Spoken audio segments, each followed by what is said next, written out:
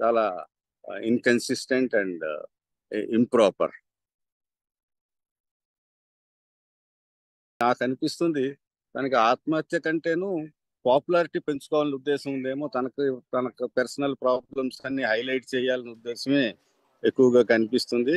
ఎదుటివారి ప్రాణాలతో తనకేం సంబంధం ఉన్నట్టు కూడా నాకేం కనిపించడం లేదు.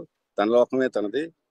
ఎంత నష్టమైనా, ప్రపంచం ఏమైపోయినా అవసరం లేదు. తన తాలూకా విషయమే హైలైట్ కావాలన్న ఇంటెన్షన్సే కనిపిస్తున్నాయి. ఎస్ అండి, అది సుధాకర్ గారు చాలా పెద్ద ఆయన, దాదాపు చాలా పెద్ద ఆయన వయసులో కూడా. మాట్లాడిన సందర్భంలో ఒకటి, ఆవిడ నిజంగా ఆత్మహత్య చేసుకునే ఆలోచన ఉంటే హైలీ సేఫ్టీ వెహికల్స్, స్కోడా వెహికల్లో, ఎయిర్ బెలూన్స్ ఉన్న వెహికల్లో వచ్చి మమ్మల్ని గుద్దదు అన్న మాట అంటూ ఉన్నారండి. అంటే పాపులారిటీ కోసం, సింపతి క్రియేట్ చేసుకోవడం కోసం చేస్తున్నా అన్నట్టుగా అంటున్నారు ఆయన. మరి వాణి గురించి కాకపోతే ఇంకెవరి గురించి అండి? అంటే మానవత్వం లేని మనిషిగా ఆవిడ నాకు అనిపించింది. అంటే ఇవాళ మీరు ఒంటరిగా మిగిలిపోయింది ఏముంటుంది? మీరంటూ నమ్మిన మనుషులు ఉన్నారు, మీ ఫ్యామిలీ ఉంది, కుటుంబ సభ్యులు ఉన్నారు. ఒంటరిగా మిగిలిపోయేది ఏముంది? ఈరోజు మీరు పోరాటం చేస్తున్నారు. అంటే ఇప్పుడు వాళ్ళ ఫాదర్ లాగా, వాళ్ళు ఫ్యామిలీ లాగా రోడ్ ఎక్కే చీప్ మనుషులు మా ఫాదర్ వాళ్ళు కాదండి. మా ఫాదర్ వాళ్ళు కొంచెం పరుగల మనుషులు. అందుకే ఇప్పటి వరకు మీడియా ముందు కూడా వాళ్ళు ఎక్కడికి రాలేదు. చాలా మంది మీడియా మిత్రులు కూడా చాలా మంది వెళ్ళారు మా ఫాదర్ దగ్గర, కానీ వాళ్ళు రావడానికి కూడా ఇష్టపడలేదు. ఎందుకంటే వాళ్ళు కొంచెం ముందు నుంచి మంచి ఫ్యామిలీ వాళ్ళు, పరుగల కుటుంబం. సో వాళ్ళెవరూ కూడా మీడియా ముందుకు రావడానికి కూడా ఇష్టపడలేదు. సో వాళ్ళందరూ కూడా కొంచెం దూరం అయ్యాను కదా. వాళ్ళందరూ ఇప్పుడు అందుకే కొంచెం మానసికంగా కొంచెం కృంగిపోయి భావోద్వేగానికి గురై అది పెట్టి. ఇంత జరిగిన తర్వాత, ఇన్ని పరిణామాల తర్వాత ఎంటైర్ మీడియా మీ మీద ఇప్పటికీ దాడి చేస్తూనే ఉంది. అంటే మీకు వ్యతిరేకంగా సోషల్ మీడియా మొత్తం మీకు లేదండి. నాకు సోషల్ మీడియా అస్సలు వ్యతిరేకంగా లేదు. నేను మొన్న అనుకున్నాను, నేను ఆత్మహత్య చేసుకున్నప్పుడు నాకు ఎవరు లేరేమో, ఏంటి పిల్లలు కూడా ఇలా అయిపోయారు అనుకున్నాను. కానీ నాకు ఇప్పుడు చాలా ప్రజల నుంచి చాలా మద్దతు ఉంది.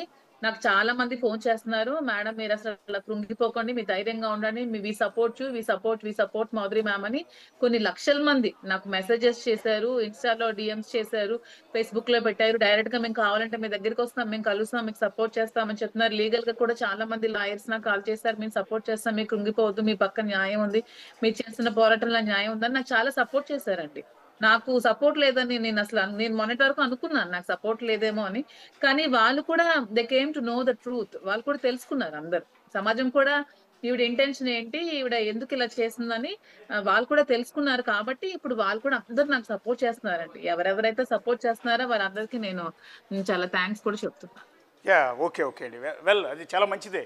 ఇలాంటి పరిస్థితి నిర్వేదం ఎందుకంత ఆవేదన? ఏం లేదండి, ఇవి చేసిన ఎలిగేషన్స్ వల్ల ఇప్పుడు నాకు సొసైటీలో పేరు పోయింది. నా దగ్గరికి వేల మంది మహిళలు వచ్చేవాళ్ళు. వాళ్ళందరూ కొంచెం ఇప్పుడు చిన్న చూపుగా చూడడం స్టార్ట్ చేశారు. ఇప్పుడు అందరూ తెలుసుకున్నారు అనుకోండి నిజాలు ఏంటో. ఇవన్నీ ఈ విషయంలో కొంచెం భావోద్వేగానికి గురయ్యాను, కొంచెం బాగా గురయ్యే ఎమోషన్ లో ఆ వీడియో పెట్టాను. ఒక్కసారి ఆ వీడియో ప్లే చేస్తున్నాను చూడండి. హాస్పిటల్లో బెడ్ మీద ఉండి రికార్డ్ చేసిన వీడియో లాగా అనిపించింది. అందులో 4 ముక్కలే మాట్లాడినా కూడా దాని వెనక చాలా లోతైన ఆవేదన, బాధ ఆ వీడియోలో మనకు కనిపించింది. ఒకసారి మాధురి నిన్న హాస్పిటల్ నుంచి రిలీజ్ చేసిన వీడియో ఒకసారి చూడండి. కోట్ల రూపాయల డబ్బును చూశాను, నా చుట్టూ వందల మందిని చూశాను. మనుషుల్లో మానవత్వం ఒక్కటే ఉంటుందని నమ్మాను, కానీ మనుషుల్లో ఒక మోసమే ఉంటుందని తెలుసుకున్నాను. అందుకే ఈరోజు పట్టుగా మిగిలిపోయాను. కోట్ల రూపాయల డబ్బును చూశాను, నా చుట్టూ వందల మందిని చూశాను. మనుషుల్లో మానవత్వం ఒక్కటే ఉంటుందని నమ్మాను, కానీ మనుషుల్లో ఒక మోసమే ఉంటుందని తెలుసుకున్నాను. అందుకే ఈరోజు పట్టుగా మిగిలిపోయాను. సది అంటే మనుషుల్లో మానవత్వం మాత్రమే ఉంటుంది అనుకున్నాను, కానీ మోసం మాత్రమే ఉంటుందని తెలిసి ఒంటరి అయిపోయానంటూ ఉన్నారు. ఎవరు మోసం చేసిందంటే వాణి గురించేనా? మరి క్లియర్ గా ఉంది కదండి, వాణి కోసం నమ్మి రాజకీయాల్లోకి వచ్చాను, నమ్మి నేను డబ్బులు పోగొట్టుకున్నాను, నమ్మి నా లాస్ట్ కి నా జీవితాన్ని స్పాయిల్ చేసుకునే స్థితికి తీసుకొచ్చాను. మరి వాణి గురించి కాకపోతే ఇంకెవరి గురించి అండి? అంటే మానవత్వం లేని మనిషిగా ఆవిడ నాకు అనిపించింది. అంటే ఇవాళ మీరు ఒంటరిగా మిగిలిపోయింది ఏముంటుంది? మీరంటూ నమ్మిన మనుషులు ఉన్నారు, మీ ఫ్యామిలీ ఉంది, కుటుంబ సభ్యులు ఉన్నారు. ఒంటరిగా మిగిలిపోయేది ఏముంది? ఈరోజు మీరు పోరాటం చేస్తున్నారు. అంటే ఇప్పుడు వాళ్ళ ఫాదర్ లాగా వాళ్ళు ఫ్యామిలీ లాగా రోడ్ ఎక్కే చీప్ మనుషులు మా ఫాదర్ వాళ్ళు కాదండి. మా ఫాదర్ వాళ్ళు కొంచెం పరుగుల మనుషులు. అందుకే ఇప్పటి వరకు మీడియా ముందు కూడా వాళ్ళు ఎక్కడికి రాలేదు. చాలా మంది మీడియా మిత్రులు కూడా చాలా మంది వెళ్ళారు మా ఫాదర్ దగ్గర, కానీ తను వాళ్ళు రావడానికి కూడా ఇష్టపడలేదు. ఎందుకంటే వాళ్ళు కొంచెం ముందు నుంచి మంచి ఫ్యామిలీ వాళ్ళు, పరుగుల కుటుంబం. సో వాళ్ళెవరూ కూడా మీడియా ముందుకు రావడానికి కూడా ఇష్టపడలేదు.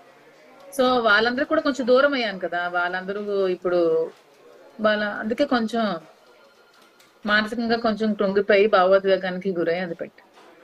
ఇంత జరిగిన తర్వాత, ఇన్ని పరిణామాల తర్వాత ఎంటైర్ మీడియా మీ మీద ఇప్పటికీ దాడి చేస్తూనే ఉంది. అంటే మీకు వ్యతిరేకంగా సోషల్ మీడియా మొత్తం మీకు వ్యతిరేకంగా. లేదండి, నాకు సోషల్ మీడియా అస్సలు వ్యతిరేకంగా లేదు. నేను మొన్న అనుకున్నాను, నేను ఆత్మహత్య చేసుకున్నప్పుడు నాకు ఎవరు లేరేమో, ఏంటి పిల్లలు కూడా ఇలా అయిపోయారు అనుకున్నాను. కానీ నాకు ఇప్పుడు చాలా ప్రజల నుంచి చాలా మద్దతు ఉంది.